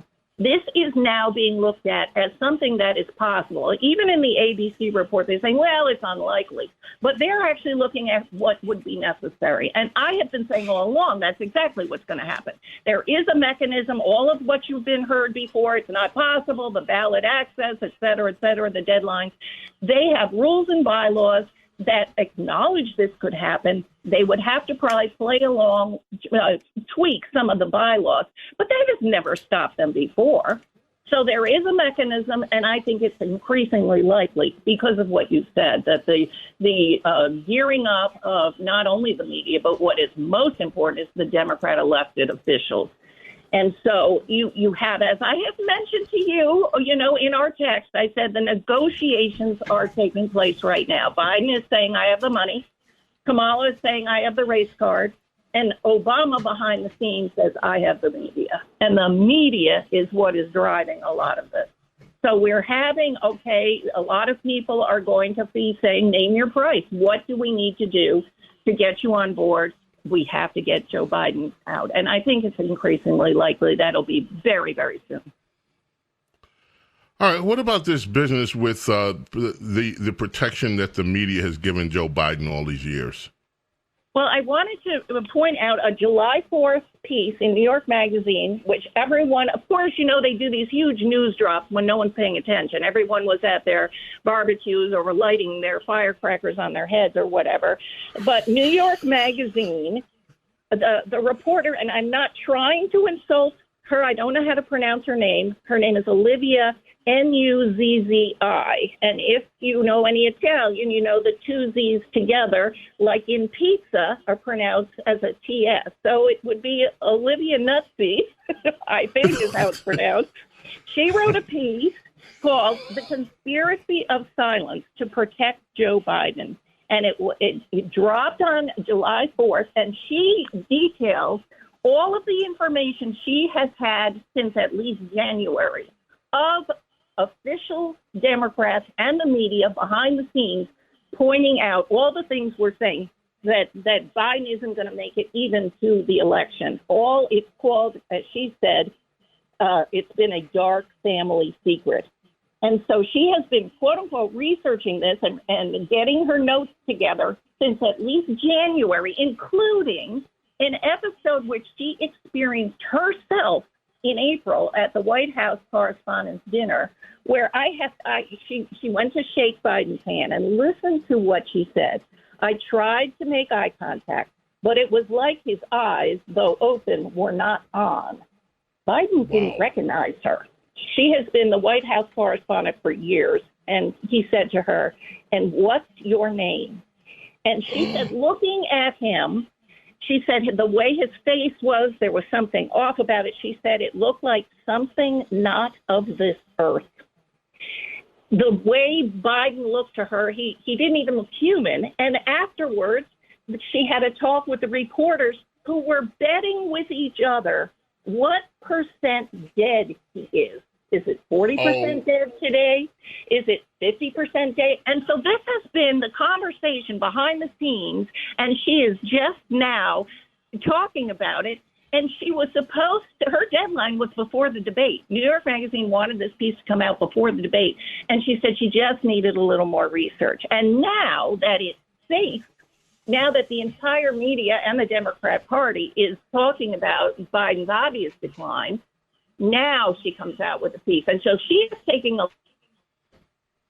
you knew this, we all knew this, and you had the examples and the reporting, and you held it until it was safe to do so. So that is pretty emblematic of what the media has been doing. She's calling it conspiracy of silence to protect Joe Biden. Well, she was part of it.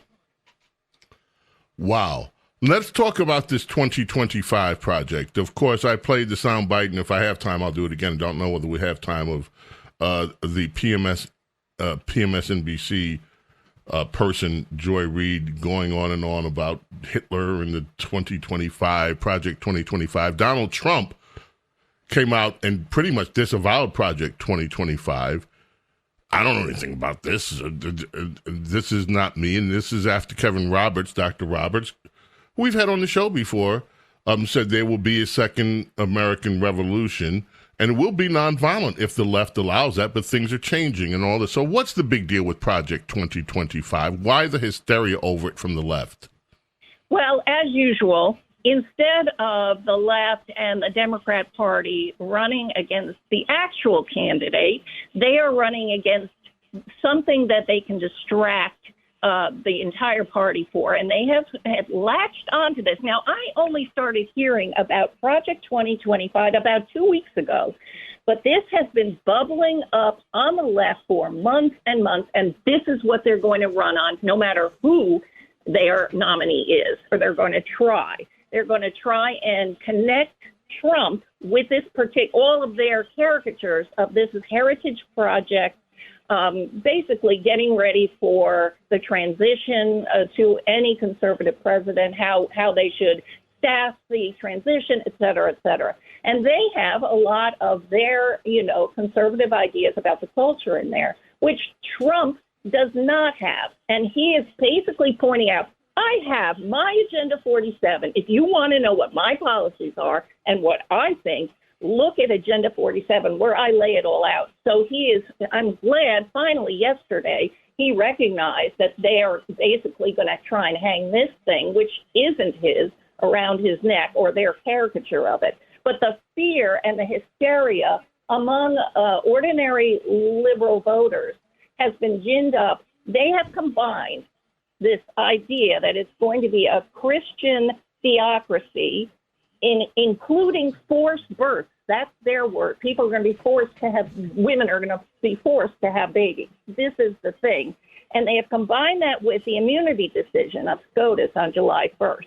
And so they have this view and the hysteria being whipped up is that Trump is unstoppable. He can commit any crimes possible, and he's coming after us. That is how they feel. And Rachel Maddow and Joy Reid, they are all basically saying that he's going to come after us personally. We are going to be in jail, that kind of thing. So the fact that Trump had to come out and say, no, this isn't me, they're still going to be running on it. But I think that conservatives and Trump supporters should be well versed in what it is and the accusation is and how to answer it. And the only answer you give is, this isn't Trump. Read Trump's own website, Trump's own words. This has nothing to do with him. Great. All right, when we get back, Princess Di, let's talk about Judge Merchant and all the rest of that. James Golden, Bo Snerdley, Princess Di is here on this day. Sad day in music. Skip Batten, bassist songwriter with the Byrds, passed away. Of course, this was one of their big ones, 1965, Mr. Tambourine Man. James Golden and Bo Snerdley with you. Princess Di is here. We will rejoin Her Majesty. Your call's coming up as well. Keep it right here. 800-848-9222 is how you reach us. The James Golden Show.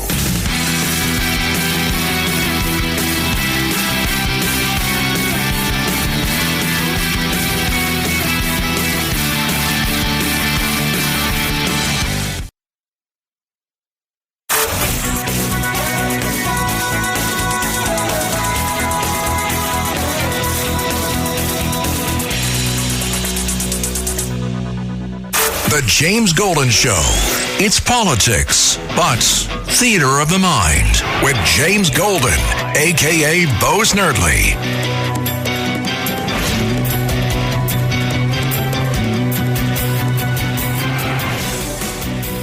1, 2, 3 o'clock, 4 o'clock, rock. 5, 6, 7 o'clock, 8 o'clock, rock. 9, 10, 11 o'clock, 12 o'clock, rock. We're gonna rock around the clock tonight. Put your glad rags on. Birthday today, Bill Haley. William John Clifton Haley, singer-guitarist. Bill Haley in the comments. Of course, this one of the earliest big hits in American rock and roll. Princess Di is with us, Your Majesty. What is this business with Merchant? What's up now? Well, as you know, Trump was supposed to be sentenced on July 11th. Right. And after the July 1st SCOTUS decision on presidential immunity, Trump's legal staff immediately said, based on this decision, we need to answer the question of immunity and how it applies to this case. And surprisingly, the prosecutors, which is the Bragg team, said, we have no problem with looking at that. Give us until the end of July. And so in Merchant, just on July 2nd, issued a written order which got no attention, and the wording of it is amazing. And he decided the July 11th sentencing date is vacated. The court's immunity decision will be rendered on September 6th. He's going to decide that question September 6th.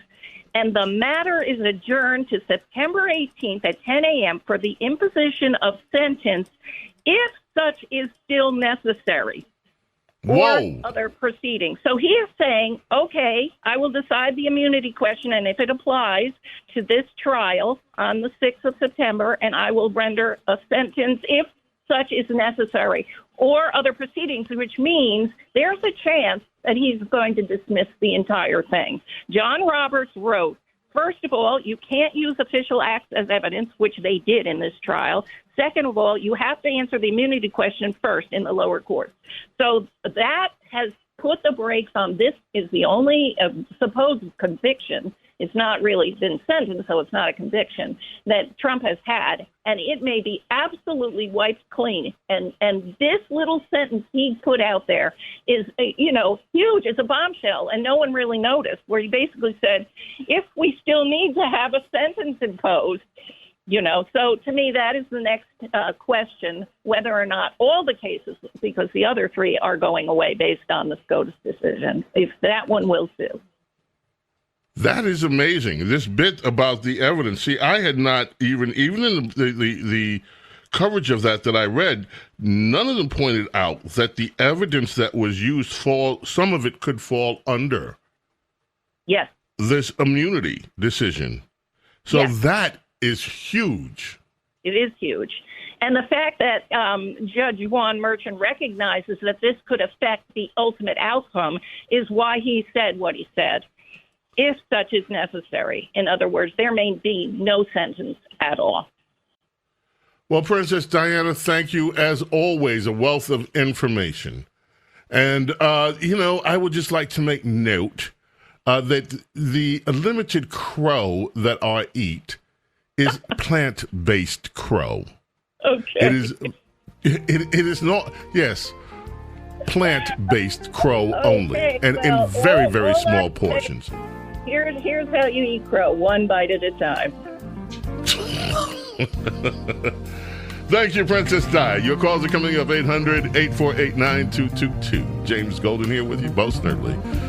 Keep it right here, my friends. We've got a lot more to go, so don't you dare go away.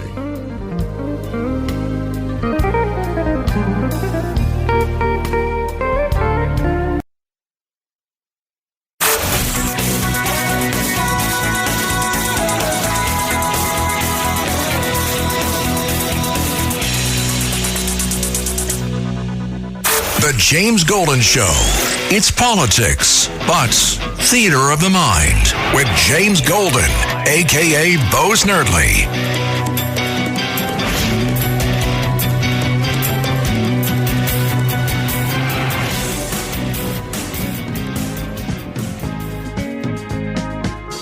Birthday today for Rick Ellsworth, guitarist with Dr. Hook. Of course, in the 70s. This one, When You're in Love with a Beautiful Woman. Indeed. As soon as my screensaver gets done, we'll head back to the other phones on double. You know what it is? Yes. Gonna make that work. Want to grab some phone calls. So, and, of course, we have coming up later on, Lizzie Rattoballi is going to make another round with us. Let us check in with Liam, I believe it is, in Staten Island. How are you this morning? Hey, Bo. Bo, I'm doing great. Great show. Thanks for taking the call. Thank you. I just, everything that we've been hearing after the debate, the worst is from the people who are saying, yeah, this guy should be in office. Gavin Newsom, number one, he came out with a full-throated endorsement. You guys should keep a top 10. Who are the biggest Biden supporters after this whole mess? Well, I've been keeping my own list on that. And Gazem, as I call him, Gazem Newsom is out with full-throated right now support. But all of the ones that want to be president are doing that.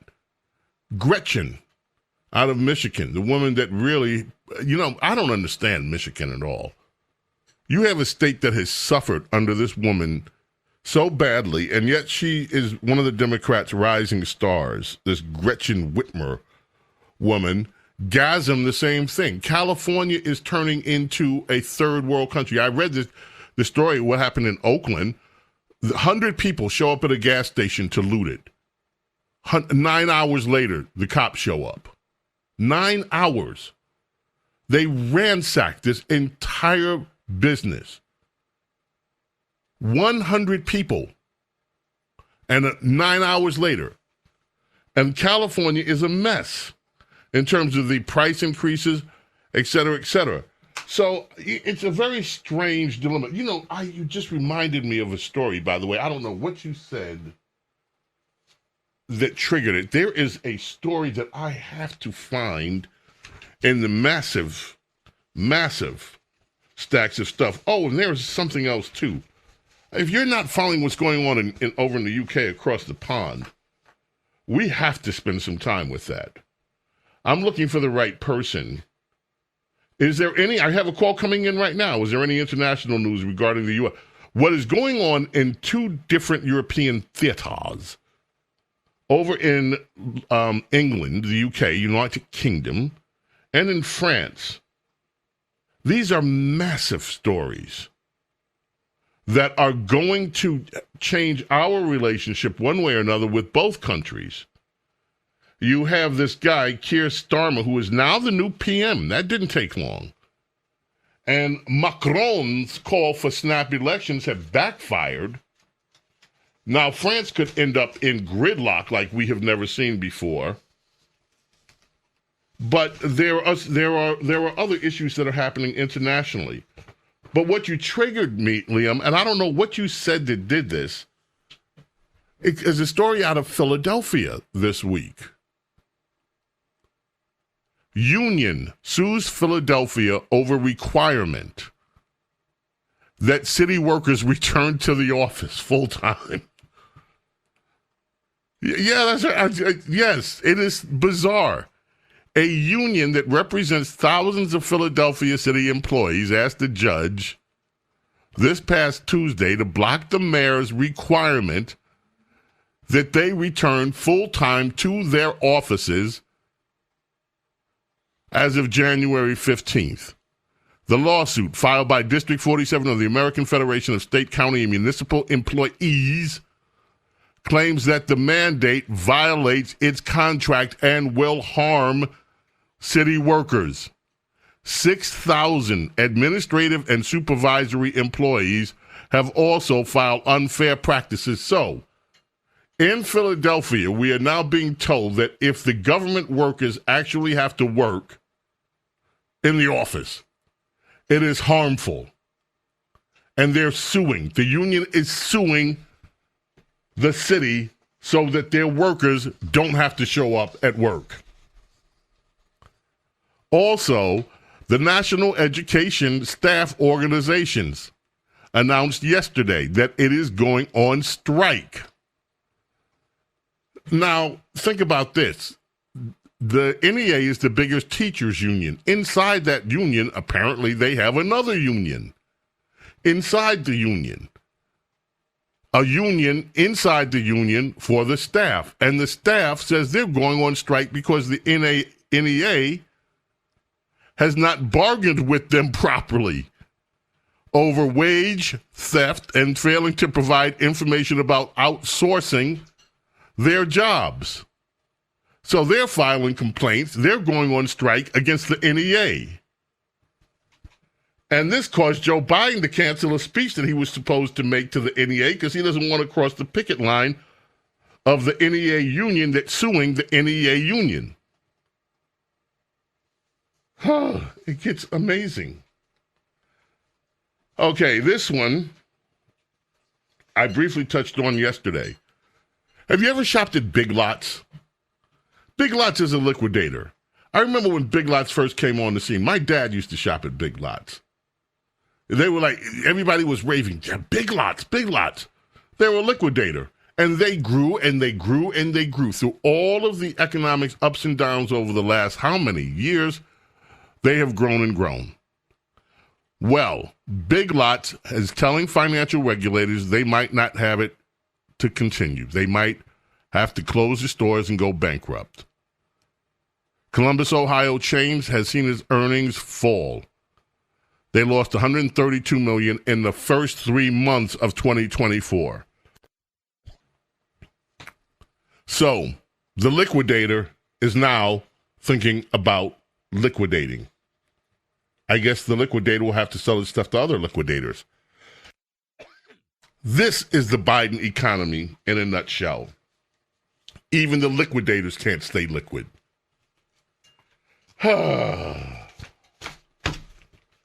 Okay, let's head back to the telephones. Susan, upstate New York, how are you? James, you sound marvelous as always. You triggered me when you talked about the sound of freedom and something that literally I can wake up at night in cold sweats thinking about those 85,000 missing children that came over the Joe Biden's border. And the government said that's how many. And we believe that there's probably many, many more, and what their fate has been or is. And who's doing anything about it? FBI is too busy going after parents. They're upset about, having their children being indoctrinated into these horrible ways. So who's taking care of this? Donald Trump separated adults from children at the border to do DNA testing. Okay, Big Joe, he stopped that. So he has done crimes to humanity as far as I'm concerned. Well, let me just say this. I was talking about the new movie that they have coming out, and we will eventually get a hold of the director. He was supposed to be on with us today. We don't know what happened there. But his name is Joshua Weigel, and this new movie I have seen. It's not The Sound of Freedom. It is The Sound of Hope. And I will tell you, I don't want to get ahead of my skis, as Lady Benedict would say, but this movie is astounding. It opened on July 4th. But it is the same. It's Angel Studios who produced The Sound of Freedom. And they're at it again with another great movie. So we will talk about that in coming days. Thank you, Susan. Appreciate the call. James Golden, Bo Snerdley with you. Oh, man, this one. This is one of my favorite Stevie Wonder songs. This was from the Music of My Mind album. And it is Girl Blue. Amazing lyricist. Sarita Wright wrote the lyrics for this.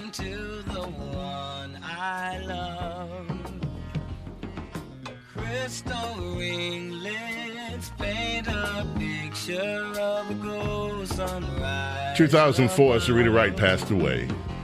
Little girl, you said the all you have is visible to you. Within your heart, there stays a part that like the sky. We'll have a little bit more on Sarita Wright when we come back. And, of course, Lizzie Rattoballi is going to join us. Keep it right here. The James Golden Show.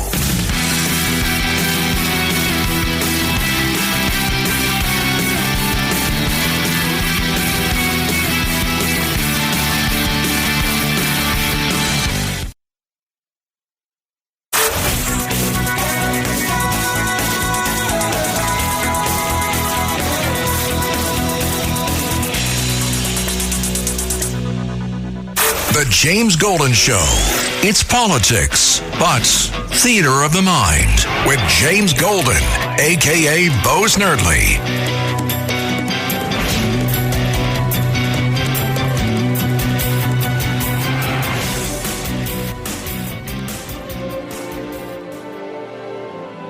Going into the break, I mentioned Sarita Wright. Sarita Wright is just not only one of my favorite lyricists of all time, comfort me, singer. She's had several solo albums. She was married to Stevie back in the 70s. She began her career as a secretary at Motown. And of course, this one was her biggest hit with Billy Preston. What a beautiful voice. Now there's you, there is no weakness. Lying safe within your arms, I'm born again. That's Sarita Wright, who passed away on this day in 2004. Lizzie Rattoballi is back with us, a Red Apple Media anchor. Lizzie, there was a story this week that just got me. This one tugs at the heartstrings, absolutely. Doesn't it? Tell everybody about it, Lizzie. Well, so this story comes right out of Staten Island. A bunch of fifth graders did a really, really lovely tribute to their neighbor across the street who lives across the school, Claire Mocha, a 93-year-old woman who has been just blowing kisses to the kids across the street and waving hi. She's even helped them out when they've, scraped their knees. She's rendered first aid to the kid over the years. So we actually have a bit of that audio from the video. Here's the kids cheering on Claire. We have it somewhere. They're waiting for the kids. There we go. I love you guys!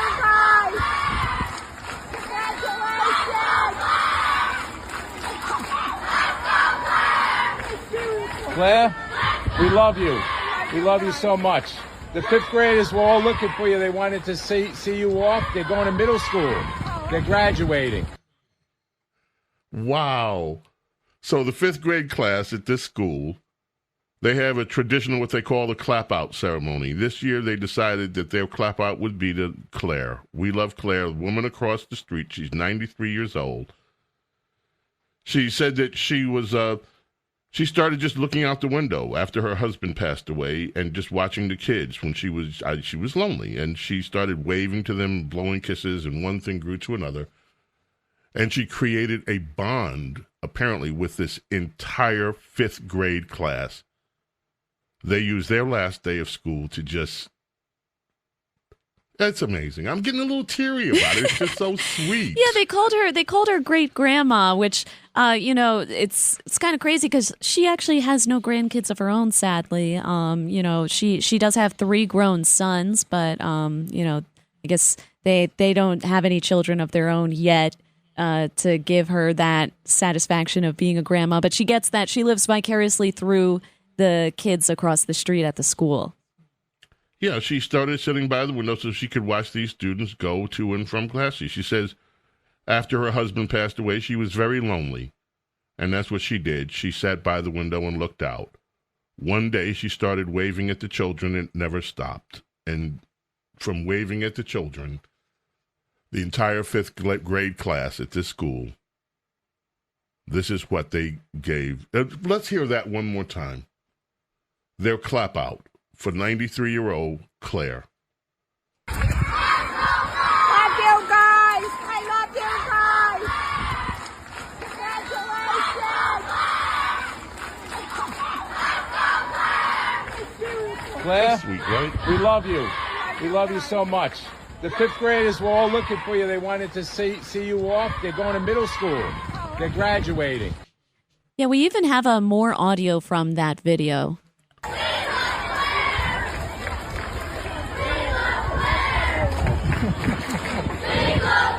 What do you want to say to them? Congratulations. I love you all. I love you too, Claire. We love you. They love you. God bless you. So a very humble woman. Like even when they're all chanting, "We love Claire, we love Claire," she says, "I love you all. I love all of you." Yes, beautiful. Lizzie, thank you for grabbing that audio and sharing that with us. Thank you for sharing that story. Yeah, good heartwarming story. Yeah, just when is no matter how cynical you get, there's always something good out there if you look for it. And thank you for sharing that with us so much, Lizzie. We look forward to catching up with you next week. Absolutely. Take care till then. We're going to head back to the telephones. Let's go. Do we have to? Where are we on breaks? We're good, right? Good. Thank you. Let's do phones. Chris in New Jersey. Chris, let us go to you. What's on your mind today? Hi, Mr. Snerdley. I have a great cannibal. Before you start with whatever it is, right. Was it Ray or was it Jim Bob? Say it again. Never mind. Let's go ahead. What was it? I have a cannibal story for you. And Joe Biden would have been in this. In the 1950s, a theater group brought 4 game best to Russia.